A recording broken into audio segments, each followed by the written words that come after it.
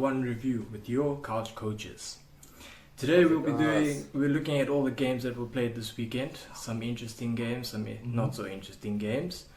So let's get into it. So our first game for the weekend was France-New Zealand. Bjorn, brother, what was your prediction on that game? France will win. So there I got that one right. Yeah. I believe I said France. Yeah, you got that. I think I said France was 7. So I thought it was going to be closer than what it actually was. But jeez, what a performance by the French, eh? I thought that was a stunning performance. We know New Zealand, they weren't hard coming into the tournament, but I still thought the French were absolutely fucking remarkable. They were, bro. They really were, bro. It was just the first half was so 50-50, bro. So and after the All Blacks got off to the best start, eh? They scored in the first 2 minutes till the year was over. I thought. When they got also that start, I thought, oh, here we go, these rights again. New Zealand are gonna win, and it's just gonna be they're gonna steamroll the French. I honestly thought they were gonna steamroll them. Oh, that was, but I also felt like that try they put their cards out there a bit too quickly. Yeah, they were focusing on that. So the end score was 27-13 there, bro. Yeah, so it was a 14-point win for the French. Well, let's have a general look at the game. What's your thoughts on why France won that game? Well, definitely for me, it was the forward battle. I think the French forwards, they dominated, especially 8-man Gregory Aldred. For me, he was man of the match. What a fucking performance from this guy, eh? I thought he was everywhere. I thought his defense, and actually the whole French pack, I thought defensively they were really, really good. I think they held the All Blacks out a lot of times when generally the All Blacks would have scored in different situations. I think the French stopped them, and that's even without all their absentees. Because I mean, Willemse is out. The Fluff, what was his name again? He's out. Intermac, he's out, and now it looks like the hooker Marchand, who actually had a very good start to the game, won an early turnover. He also looks injured now. So, the fact that the French were able to still maintain such a high level of game with all those injuries and beat the All Blacks. I mean, whether you beat the poor All Blacks team or the best All Blacks team, beating the All Blacks is definitely up there with one of your moments of your career. So, yeah, I think it was an excellent game from the French. All Blacks, hey, you worry a little bit for them for the rest of the tournament. Yeah, but I think they maybe needed that, a little bit of a shock. It's difficult, bro. You look at the crowd, bro. The crowd alone. I remember towards the middle of the second half when the momentum in the game switched, but that momentum in the crowd just switched completely, bro. And they got louder. It must be so difficult. Yeah, it must be so difficult to try chase a game for New Zealand in that situation. And that's credit to the French. They you always the whole game you felt like New Zealand were chasing it. After the penalty try, bro, it was just New Zealand had no clue, bro. The All Blacks, they were living a lot off their reputation, and I think the Ian Foster era for the All Blacks has not been a good one. I mean, his whole reign as coach, bro. I think the All Blacks has been struggling. Now, what are your thoughts? Bro, it's a funny situation. It's like, we put this label on the All Blacks as best in the world and that type of thing, but this generation, you kind of have to look at it and think, you know what, maybe this is a bit of an average team. Do you know what I mean? I wouldn't say average, but above average, but there's better teams out there at the moment. French, Springboks put it on them. The development might have slowed down. Exactly, bro. Over the years, they've always had these individuals that are game breakers. Yesterday, Carter's, Richie McCaws. They lack that. You're right. They do lack that at the moment. And now the guys that you look at them for game-breaking plays, like Bowden Barrett, he's not really playing well, bro. Or at least not up to his level. No, I agree with you. I didn't see the All Blacks except for that early try when they scored with Talia, and you thought, oh, here we go again. After that, I didn't really see them offer much variety in the way they were playing. I thought the French were quite comfortable with their defense. I thought the defensive lines were good from the French. The structures were good. So I think, like also how you mentioned earlier about closing down that space and forcing teams back inwards, I think the French were really good at closing down the space on the out wide and just keeping everything nice and tight. Like it was a World Cup performance from the French. Exactly. Territorially was insane, bro. Insane. What do you think of the Will Jordan red? Oh, yellow card, I mean. Do you think it was a red? Do you think it was a yellow? It's a funny situation, bro. It's and you know what? It boils down to the ref's opinion on the day. Okay, now the TMO's opinion on the day. But we've seen reds being given for that. You know, you probably give me an example of Kwagga Smith's in the Super Rugby final a couple of years ago. And that was the same referee. It was Jaco Paper as well, and he got a red for pretty much. Yeah, same referee, and he got a red that day for pretty much the exact same foul. I think they said something to do with severity of injury. So I think because who was it with Will Jordan? Because he didn't land on his head, whereas with I think it was Havili with Kwagga back at the Super Rugby final. I think Havili actually landed on his shoulder/head, and I think that's where the problem came in. I think it was the severity, but I agree with you. It's the consistency of refing that sometimes comes into question when you look at decisions on the day. Like you just mentioned that it depends on the ref kind of how the decision goes. You could see Will Jordan had no malice. I mean, after the time he was protesting his case, you know, he was looking at the ball. But, you know, these guys play on that level. Like, if you're going for a high ball, there's a fullback jumping up for that ball, bro. Do you know what I mean? He cannot decide, like, okay, no, I'm just going to run under this ball. He knows the fullback's jumping onto that ball. So he has to take into account the fullback's safety. And okay, the fullback didn't land on his head or something like that, but you don't want that situation. Yourself as a pro, how difficult is it to because obviously you're running at full intensity at high speeds. How difficult is it to change your lines, to stop in that moment when you're concentrating on the ball? Is it actually something is it a split moment decision, or do you have time to take that into consideration? I'm always looking at like that situation, like constantly analyzing between the ball and what's in front of me, running and kind of analyzing. So if I know I'm chasing a high ball and a fullback's getting underneath it, sometimes you don't even need to really look at the ball. You can see its flight path, but you can also see where the fullback is intending to catch that ball. And if you want to compete for it, then you need to kind of judge where it's going to land and adjust your speed so that you can hit it on the jump. If you're constantly just looking at the ball, it's just not going to work. You're not going to catch that ball. Someone's going to jump on you. It's a funny situation, but at the same time you're kind of also thinking of your safety. About you don't want to be in the air if someone's not in the air, and second of all, you know it's a dangerous situation in rugby regarding red cards. If you make a mistake, you get sent off, your team struggles. Exactly. And it's such a silly thing, bro. Just look at the ball, look at the player, look at the ball, look at the player. But yeah, I can't really. What would you have given in that situation, a red or a yellow, if you were the referee? I think we're okay with a yellow. A yellow, just because there was no malice. Yeah, no malice, and okay, he didn't land in a bad way. Wasn't too injured afterwards. So a bit of luck on Will Jordan's part as well. Yeah. On that, what do you think of this TMO referral system for the red cards?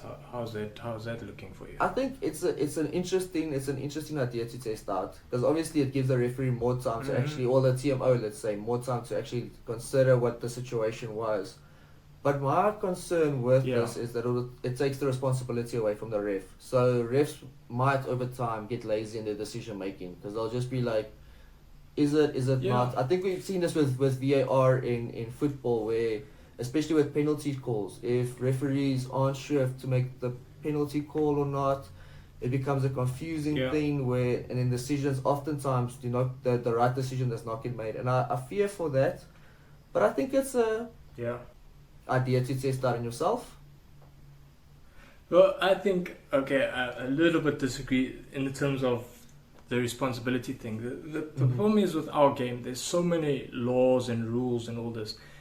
And the pressure on one man at this level to remember everything and still focus on foul play and making those big decisions while having this pressure on. He's running around on the field. You know, he's kind of experiencing the game at a different level to what everyone else is on the field. So for me, I think taking one decision away from him and giving it to somebody who has access to technology and can analyze the situation a lot more closely than the ref can on the field, as well as being in a more sensible state of mind, I think it's a good idea. It's a very good idea. I mean, if they have access to all this technology, use it. You know, there's no reason why not. It's at the end of the day, if you have a more thorough assessment, it leads to a better decision. And I guess the player would be off anyway for 10 minutes. So if you can do a review in that 10-minute period, why not? Why not, if you have like you say, if you have the technology available, use it. I agree with you. I think it's fair call. Yeah. I mean, it's like you said. It's so like I said, it's so difficult. It must be so difficult for these refs. You just know one team is going to be unhappy with you. Always. Every someone is going to say you had a shit game. You're going to have one set of fans that are going to be on your back. But now, with that, it means the possibly All Black South Africa quarterfinal, which we know 2003 and 2019 as the African-New Zealand World Cup game is not always the easiest for the Bokke. So we're gonna have to see what that. Not at all, bro. It's. I think for both teams, they're thinking it's not the ideal situation. But if you look at the performance of the French versus All Blacks, I'd rather have them in the quarterfinal. Definitely, and if you consider South Africa's performance against the All Blacks themselves a few weeks ago, I think it's definitely one South Africa would target above the French. Yeah. Okay, so the key players from the France-New Zealand game, who stood out for you in the game? The main one for me, I'd have to go with the 8th man, like I said earlier, Gregory Aldred. I thought he was superb. Yeah. I thought everything he did was pretty much on point. I think he was mobile. I think he was strong. I think he was good at the breakdown. Tackling, I think defensively was also very good.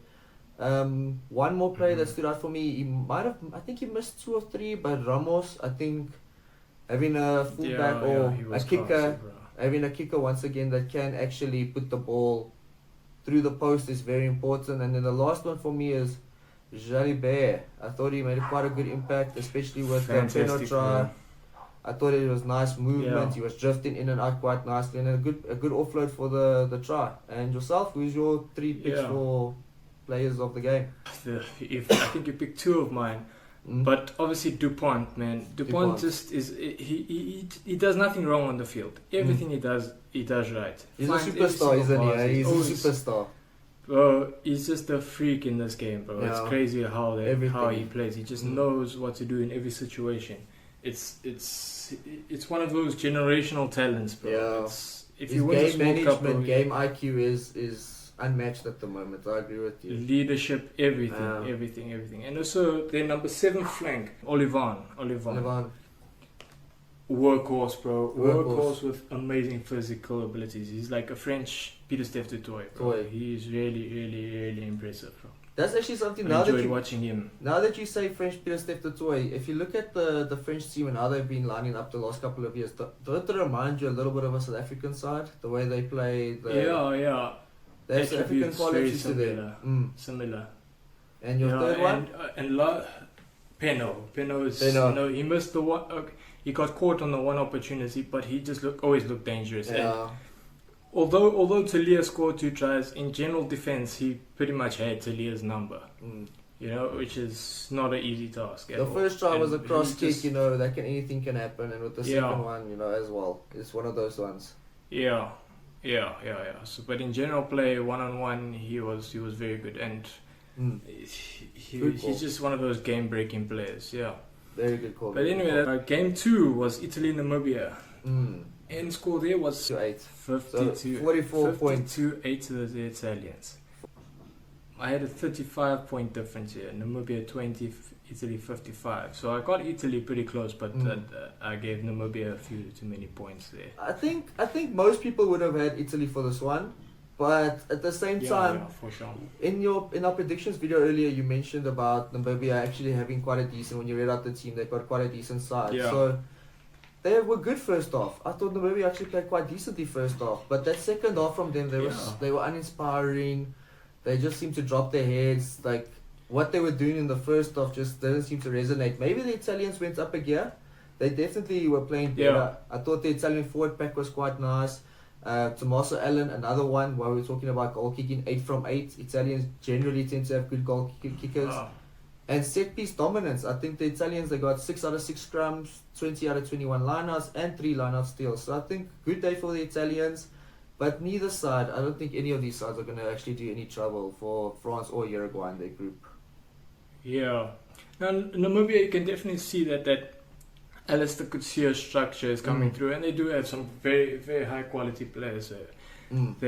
Damien Stevens, number 9, he had some good moments. A great try he scored there with that chip through. Divan Rousseau looked very, very solid at the back. Some good kicking, him and Tian Swanepoel.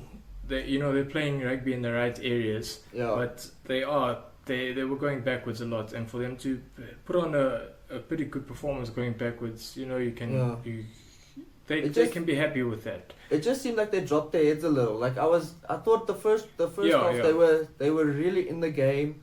After the try, I thought they had a chance. I started believing that they've got a chance. They looked like they were maintaining themselves. They were keeping up in the pace of the game. I thought Mutong on the other wing was also very good.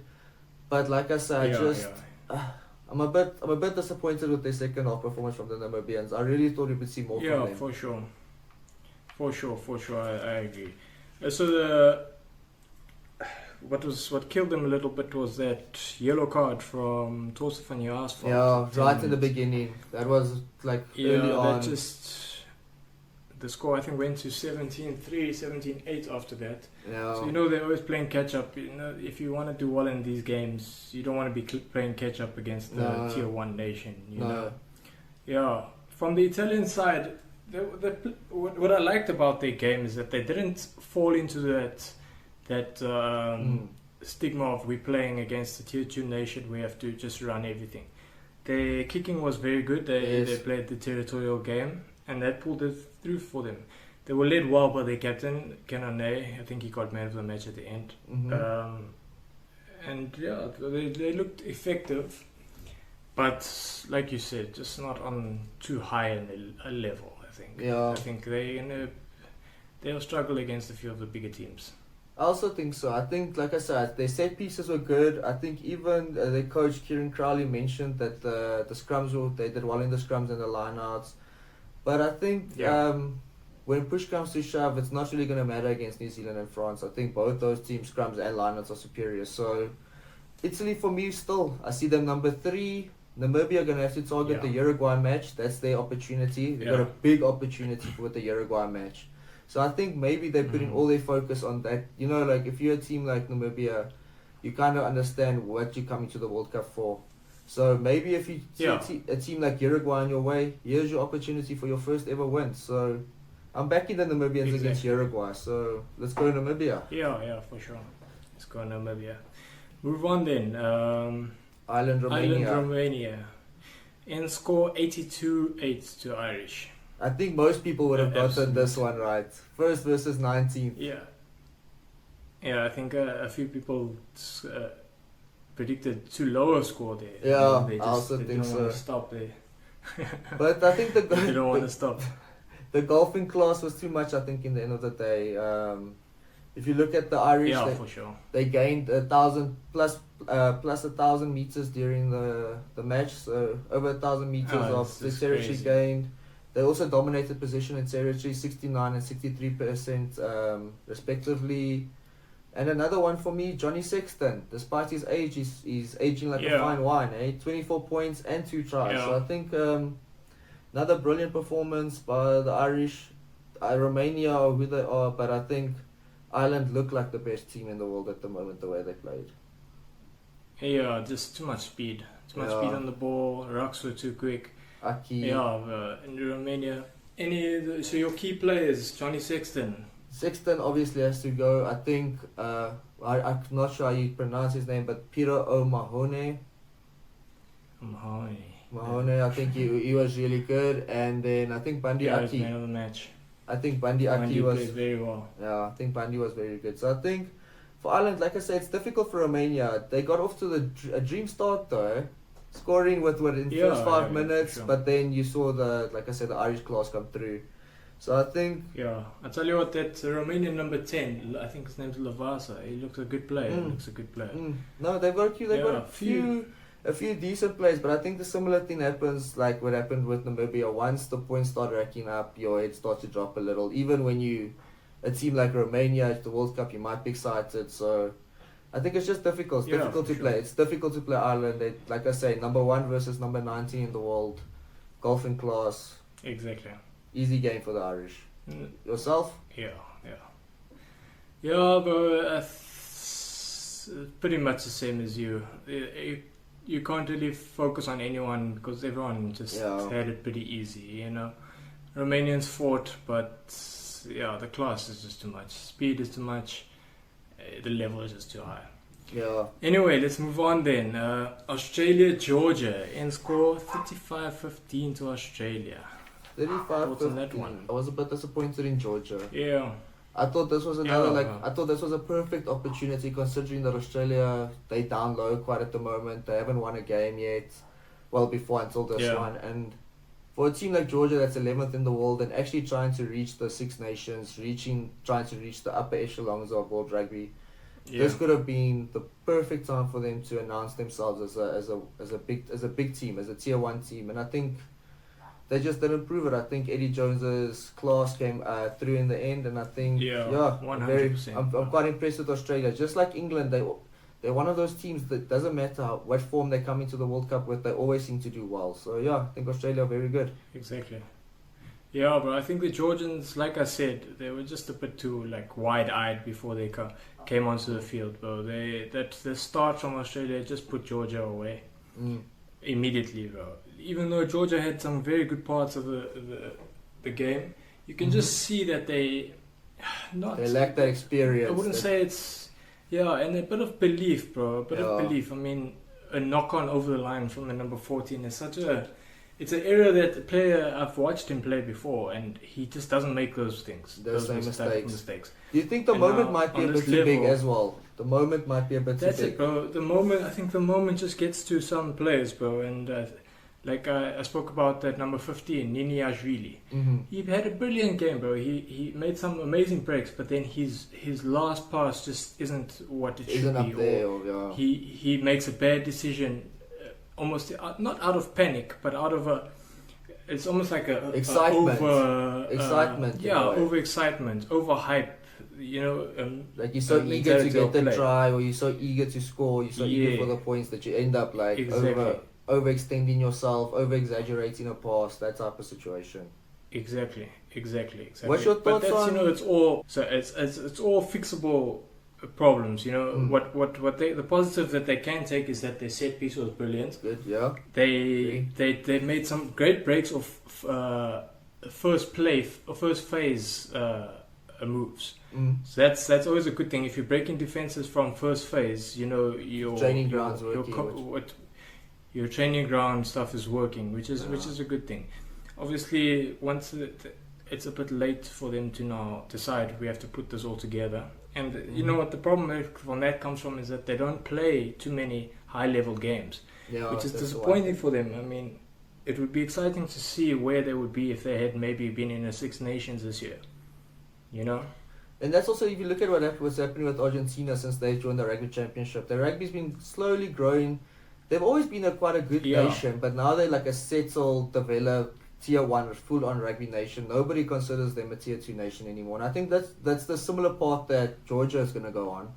I see them also eventually cracking the top 10 and being maybe a regular in the top 10. But before we go on, what's your thoughts on Ben Donaldson? Because I know you mentioned, what was his name? Gordon, the fly-off? Carter Gordon. I got it wrong, bro. Ben Donaldson, I switched those two, bro. He's good, bro. He looks good. Got some speed. He runs some good lines. He's busy, bro, and he's technically very good, bro. Yeah. It's actually a interesting player. I think he's not flashy, you know, so no, not at all. He doesn't pop up on the radar that often, you know. And he's not a traditional fullback. He's actually a fly-off. So for someone to slot in so comfortably in a different position, scoring 2 tries, 2 conversions, and 2 penalties, I believe, or maybe a bit more. I might have 3 penalties. I think it's another excellent. We've seen quite a few players do well at this competition, especially kickers, scoring a few tries as well as getting a few points via the boot. So I think, Eddie Jones maybe on his way to his 3rd World Cup final. Oof, we'll have to Early see. Early to say. But fair enough, we'll actually just move on to their key players. But I thought that Skelton had a captain's knock, bro. He played really well. Busy man for his size. I remember when he first came onto the scene, he looked a bit confused in what he was doing, but that's all gone, bro. He's putting that size. So you think he's taken over nicely from Hooper? He's taken over nicely from Hooper as the leader. Definitely. I think he doesn't seem like that much of a loud guy, but he leads by example, which is always what you want, you know. Their winger, Mark Nawatakawase. Yeah, the Warriors man. He's a machine, bro. He is an absolute machine, bro. Yes, he's built as well, though. Strong. Same Duan van der Merwe, the Australian Duan van der Merwe is what I call him. Yeah, bro. Aggro, he's got it, bro. He's on a crazy level. And Ben Donaldson, that's a great game from him. Yeah, so for me as well, I'd rather go with probably Ben Donaldson, who stood out with the 25 points. Like I said, I didn't see much of the game, so I would have loved to see a little bit of Karevi and Korobitse play as well. You know, they are always highly regarded. They're line breakers, they're exciting players to watch. So hopefully in the next game I'll be able to get a little bit more of the Australian side. I know, despite their win, they had 21 missed tackles and 11 handling errors. Against higher level opposition, those numbers are not gonna fly. And I think even though Australia they beat Georgia, I think in the knockout stages when they faced New Zealand or South Africa, France, something like that, I think they'll lose. Yeah, I agree. It's pretty much the same they've been playing all year. It's just Georgia were a bit weaker opposition. Yeah, I think like you said earlier, the moment was just too big for the Georgians. Yeah, exactly. Last one. Sweet, let's move on then. Very interesting one, yeah. England, Argentina. What a game. England winning that one 27-10. What's a performance from the English, eh? What's an absolute performance from the English. I thought they got very unlucky with the early red card from Tom Curry. I think a yellow. Before we start, I have to ask you: do you think it was a good win from England or a bad defeat from Argentina? Yeah. I think it was a bit of both, eh? I was very. I thought it was a George Ford masterclass. I thought he was absolutely breathtaking with the kicking, and I think that just once again proved how important kicking can actually be, especially at a World Cup. Argentina were their own worst enemies, though. Like they really were. The performance was pitiful from them. They had a one-man advantage for majority of the game. They couldn't take any of that advantage. I thought their forwards, I had big hopes for their forwards. I thought their loose trio did not pitch at all. I was not impressed with Matera, Lavanini. I was not impressed with really anybody in the Argentinian side yesterday. I thought they played like a side that was disinterested in being there. It was just like, exactly like you say, discipline bad. Handling errors. I understand they were chasing a game, but with one man up, there's no reason to rush anything. Just take your territorial advantage. And what was crazy, when the game started, Ford was kicking badly, bro. Yeah. They were playing in English half the whole time, and it's just before they got that penalty. I think they also got, when they went up to 6. Also playing well in there. As soon as the red card came, it's as if they just dropped off. you know. Completely. And it seemed like England got rejuvenated by it. It seemed like England got this new sense of life from the red card. Exactly. And when Carreras came back on the field, he just looked nowhere, bro. Bad decision making, bad kicking. It's just Checker is not going to be happy with that performance. They've got big worries for the rest of this tournament. Exactly. The high shot from Tom Curry. What's your opinion on that? Do you think that was a red card? No, and I'll tell you why. I can understand why the red card was given. I understand the head-to-head contact, and they're trying to diminish as many injuries as possible in the game, and completely understand that. But I think you have to consider intent, and you can clearly see there was no malice involved. We are playing. I mean, rugby is a physical game, arguably the most physical one in the world. So you have to consider that people are gonna bump heads, people are gonna slip, things are gonna happen on a field. I think for me personally, I think a yellow would have been more than just, because obviously it did happen. It's not like you can just like ignore it. But I think a yellow would have been more than justified. Luckily for the referee and for the English, they actually came out on top in the game. But imagine they didn't. Exactly. I think then that would have been a huge talking point. It would have been a big talking point. Yeah. It's just for me. We consider with Walt Jordan's card. They talk about the severity of the incident. But then if we look at these two incidents between Carreras' high shot on Ford and Curry's high shot, which one is more severe? Carreras is probably would have had. You got a guy there, exactly. The two guys making head contact, or a guy flying in with his hip into another guy's head at full speed. Think about it. You saw what happened to Grant Williams. It's not the same guy who did that to Grant Williams as well. So that's obviously it's a pattern. It's a pattern there, but that's what we mentioned earlier about the consistency regarding the referees. It's dependent on who's on the day and how they feel. Exactly that. So it's just they need to find that line, bro. Because I'm not saying that Carreras or Curry's was a red card. Was a red card. Don't get me wrong, but I think they both were yellow. Best, bro. Yellow at best. Because like I said, I think intent should always be considered first. And I mean, if a player is actively punching someone or kicking a player, that's obviously a red card. But if you slip and your fist happens to fall on a player's face, I mean, it's not the same as punching someone. You know what I mean? And I think that is how they should have handled these situations. It's not like Tom Curry tried to headbutt the other guy. It's heads clashed because you're playing a physical game at the highest level at a high intensity. Exactly. Where do you think the Argentinians got it wrong technically on the field?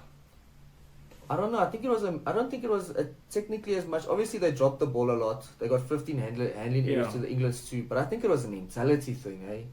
I honestly think it was a mental thing. I think either they came in with too much confidence and thought they were going to run over the English because of what happened with the English in Fiji a few weeks ago. And Argentina has been a nation that has done quite a few, you can call it upsets, but they've beaten New Zealand, they've beaten Australia, South Africa, all these big teams in the past couple of years. So I thought there might have been a slight bit of arrogance. Also, the last time Argentina played a World Cup in France, they finished third. So, they might be coming in there with, I don't know, for me it's just a mentality thing. And yourself, what do you think? What do you think was the problem? And I think England had a lot of heart. I agree with it. I would say I want to say like their discipline, but now that you speak about mentality, I think the discipline definitely falls in with the mentality. The 100%. Giving away so many penalties, that's a lack of focus, bro. It's a lack of listening and understanding what the ref wants. At one point the ref is just looking at them and blowing. They're not arguing because they themselves know what they're doing. And they just keep doing it. They keep repeating the same errors though. Yeah. Exactly. Montoya, he's very outspoken to the referees and on the field. In this game, he's quiet because he understands his team is just catching on nonsense, So it's like you said, it's the mentality, the lack of adjusting to a situation is horrible. But okay, we'll give England. You have to give them credit. Obviously, you have to give them credit. Their game plan was fantastic. Yeah, their game plan was fantastic. I think it was more an England victory than an Argentina loss. I think England, they pulled themselves up by their bootstraps. They understand what the the plan was, the objective was, and they nailed it perfectly. And like we said earlier, with the same thing with Australia, England, they made it to the 2019 final. 2015 they didn't do that well, but they generally tend to always do well at a World Cup. I think they've been in 3 or 4 finals already, won one, but they generally tend to do well. Same with Australia and same with France. So with having all those 3 teams picking up victories, it's going to be interesting to see where the World Cup goes after round 1. Exactly, bro. England played typical World Cup winning rugby, and it's good to see. It brings another team into contention. You know, you never know, they're down and out, and but that gives them a bit of an underdog, dark horse type of status, and I think they'd be happy to take that. You know, the pressure is in a way off winning this game. Topping the group for them would be fantastic. Then they would be going in against, in our opinion, Fiji. Example, Fiji or Wales, and I think they'd back themselves to get revenge in that game against Fiji if they do make it to the quarterfinals at first place in the group. I agree. Which looks likely to happen. I agree, but then you never know what's going to happen. Exactly. So your key players in the game. In the England one, you gotta have to go with George Ford as the top, obviously. 27 points. Bro. Fantastic. I mean, slots in 3 drop goals as well. It was either Yanni the Beer Reading. I thought I was seeing glimpses of a ginger man from Bloemfontein on the field. Yeah. But yeah, I think George Ford, he's the standout for me. I think the rest of the English team all put in an effort. Itoje, I think, Who's all over the place, man. Who's the new 8th man for them? Is his name Earl? Is his surname Ben? Is his name Ben Earl? Ben Earl. Ben Earl. Yeah, he's fast guy, man. Yeah, he's got fast. Speed, bro. He reminds me a bit of like a mixture between Quagga and Jasper. So I'm quite a big fan. He's obviously not the traditional size monster, but he brings a lot, and he is still a big boy. I had a look yesterday. He's 6'1", so 185 and 102 kilos. So he's solid, but he's just his work rate is intense, and he's got wheels on him, bro. He's an interesting player, definitely. So for me, definitely those two, Ford, Earl, and then I'll say the rest of the English squad all together, because I think you're having to play with one man down. You're going to need a team effort to pull out a victory, because everyone's going to have to do their jobs well. Sure. And for yourself? Yeah, for sure. I was impressed with Manu Tuolangi. He was actually basically playing flanker, which is crazy, bro. He's built like one. He's built like one at least. So yeah. So on defense, I think he was at flank and attack center, but good carries, defense solid. He's moved away from like that. When he came onto the scene, he was very robust and loud, strong, breaking a line and everything. He's matured into that type of he's become a smarter experience player. Number 12. Yeah, exactly. He understands space better. He doesn't rely so much on his physical attributes. He's just a bit more aware, spatially aware of what's going on around him. He was very good. Freddie Stewart, I think he was vital in terms of his long kicking for territorial advantage, and his high balls. He's so good, bro. He's so good under the high ball. It's right, on to the next one. But we had Japan-Chile. That ended in Japan 42 and Chile 12. What's your thoughts on that one? I think it's another one that we would all have predicted. I think Japan, with what they've been building over the past decade, you'd say, with their league and with the World Cup being hosted there 4 years ago, we expected Japan to win, but I wasn't impressed actually with either team. With Chile, you can kind of say you can be a bit impressed because it is their first World Cup and going through the motions and actually giving Japan a little bit of a go, but neither team really shown anything that I thought was highly impressive. I thought Japan looked lackluster. Like I said, I don't see anything happening with either of these two sides at the World Cup. I think they're just going to be pretty much the meat for the big boys in the group. So what's your thoughts? Yeah, I completely agree. Japan aren't the team that they were 4 years ago. No. And it's a little bit disappointing to see that, but it is what it is. You know, Chile are going to be the whooping boys of this group, and for sure. But they did well. They did well to score a nice try here and there. But yeah, they weren't good enough, both sides. The fact that Michael Leach also is still there just shows that, I mean, he's a quality player, but he hasn't. It's not really progressing the side, if you know what I'm saying. And they're not building towards anything by keeping these old players around. What's your opinion on that? Do you think they haven't been prioritizing youth or? Yeah, for sure not, bro. Like, if you think of when they came onto the scene 4 years ago, these guys were in their prime. And Michael Leach, and they've kind of moved on from that, and a few of their main players are now retired or not good enough to make the team. So maybe they are in a transition phase, but it's unfortunate that they in it. If that is the case, it's unfortunate that that's the case in a World Cup. You don't really want that. But your transition has to happen before, and in the World Cup is your best team. Okay, maybe it's their best team, but then their best team is not good enough. Maybe just the motivation from the crowd is gone and they're not the same team. But yeah, I don't see them doing anything amazing at this World Cup like they did at the last World Cup. Yeah, I don't see them pulling off any upsets either. So I think with them, it's pretty much a game that's going to just fly by. I think people will probably forget about this one in the coming days. Exactly. And let us forget about it and move on. We're gonna skip the South African Scotland game because we're gonna do a full review on that game. So in our next video, please have a look at that video. We'll do a nice little breakdown. Definitely for all the Bokke fans out there, for all the Bokke fans. So the next game and the last game of the round was Wales versus Fiji. Bit of a humdinger that Wales managed to pull through 32-26. Bjorn, your thoughts on that one? It was a cracking game, man. It was a brilliant way to end off the weekend. Like, absolutely brilliant way to end off the weekend. I was a bit disappointed, though, with Fiji. I had them actually beating Wales by 14 points in our predictions. So, yeah, too. The fact that they didn't manage to pull it off. At the end of the day, I guess Wales is one of your Tier 1 nations still. They're coached by one of the best coaches out there. So, when it comes to crunch time, they are able to pull it through, to pull it off. But I'm just a bit disappointed with Fiji. They had that opportunity right at the end where Rajadra missed the ball where he knocked it on with almost an open line in front of him. But yeah, I thought Wales played exceptionally well. I thought defensively they were good. I thought Dan Biggar was exceptional once again. Another captain's knock. So another fly-off knock. So I'm just very impressed. I think I could see Wales actually progressing out of this group now and going on to the quarters. Yeah, for sure. I think this was their most important game of this group. And you know what? They stuck to their structures.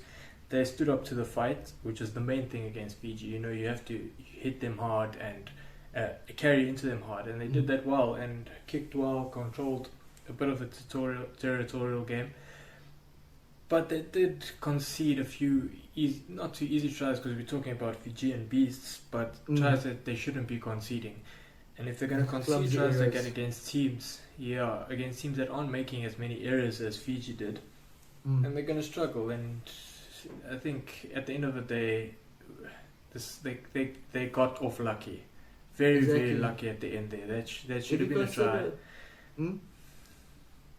Yeah, it's so unfortunate. Like the commentator even said, the one player you want that ball to go to is Rajadra. And you know, it just shows that we're all human. Even that beast of a man is still a human, bro. No, I agree with you. But it was like you say, if you consider that the Welsh gave them quite a good run and even ended up beating them, I think when the Springboks come into the fold or when the French come into the fold, I just don't see the Fijians matching up to them. It's disappointing because they were coming in very hot into the World Cup, especially after that victory over England. Yeah. At the end of the day, they still did look good, and they should be quite proud of that result. They got the bonus points. Exactly, I think that bonus points is quite important, especially when I think like if you look at how Australia played, Australia have to be worried about both these teams. Yes, really have to be worried. Wales with their structure, you know, the game's not going to be as physical against Australia, and it's actually going to be easier for them. And Fiji, if Australia are playing as much as bad as they are, I think Fiji beat them, bro. Really. Especially on the counter, you can see Fiji will pick up those little scraps from the Australians, those little mistakes they make, and they'll take advantage of it and they'll get points. Fijian backline, just I don't know, they just didn't seem to click 100% like they did before the World Cup. But it could also be because the Welsh might have nullified them. You saw the Welsh; they were passionate on the day. This victory meant so much for them, getting them back like pretty much up there in the World Cup standings. It's giving them an opportunity to progress now through to the knockout stages. In with the many people, Yeah. including ourselves, not really giving them much of a chance to get through this group. So I think for them it's a huge positive. Obviously, like I said earlier, Warren Gatlin at the helm, I think helps a ton. I think having his knowledge, his experience, obviously he's a proven coach. He's done it for years now. So I think the Welsh actually surprisingly look in a good position now, progressing through to the quarters. Yeah, for sure. Especially if they catch that win against Australia, topping the group for them will be quite big, which would put them in the quarter against England, if I'm correct. If England, as we predicted it, yes. I believe so. I'm not even too sure. No, it would be one of the teams in Pool C. Argentina. Yes, Argentina. It would be Argentina, considering Probably Argentina, lost. but yes, it would probably be Argentina at this moment in time, and a Wales-Argentina game would be pretty good. At the way the Welsh played yesterday, considering how they slowed down the Fijian backline, I actually backed them to beat the Argentinians. Yeah. So who knows? A team that we Exactly. didn't fancy at first at all could end up going to the semis of the World Cup, and that's what makes this game so special. So it makes it exactly what makes it so brilliant.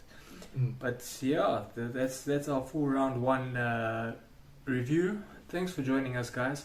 Please hit the like, subscribe, leave some comments for us. We'd love to get back to you guys, and see you next time. Cheers.